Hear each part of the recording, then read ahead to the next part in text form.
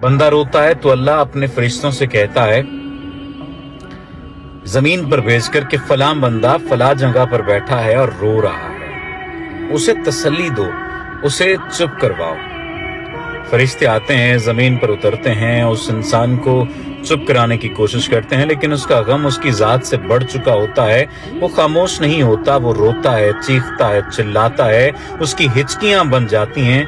फरिश्ते वापस जाते हैं और कहते हैं कि या बारी ताला, वो इंसान चुप नहीं हो रहा, वो रोए जा रहा है।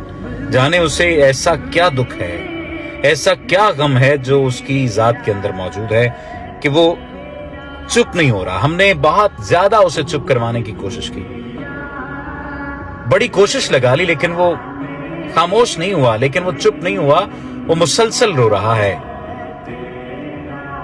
तो अल्लाह पाक कहता है कि मुझे पता है मेरा बंदा क्यों रो रहा है, मैं जानता हूं, क्योंकि मैंने उससे उसकी बहुत ही दिल अजीज चीज, दिल अजीज शय, दिल अजीज इंसान ले लिया है, और उसे इस बात का गम है, और इस गम की वजह से उसका कलेजा फटा जा रहा है और वो रो रहा है। लेकिन मैं ही अपने बंदे के दिल में ये बात डालूंगा कि उससे बेहतर अता करूंगा जो उससे छिन गया है।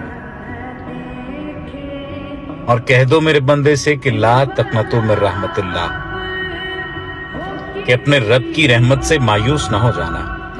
अब जब मैंने ये तहरीर पढ़ी तो मैंने पहले इसे अक्ल के पैमानों पर देखा कि ऐसी बात भला खुदा बारी ताला कहां और कौन सी रिवायत में मौजूद है। लेकिन फिर मेरे दिल में ख्याल आया कि मैं ये बात आपके साथ शेयर करूं। अगर आप भी रो रहे हैं किसी इंसान के चले जाने पे, किसी शय के छिन जाने पे, किसी माली जरिए के चले जाने पर, किसी माली सबब के छिन जाने पर, किसी भी चीज के दूर हो जाने से अगर आप परेशान हैं, गमगीन हैं, अफसरदा हैं, तो परेशान ना हो, क्योंकि अल्लाह ने ये खुद कह दिया है कि अपने रब की रहमत से मायूस ना होना।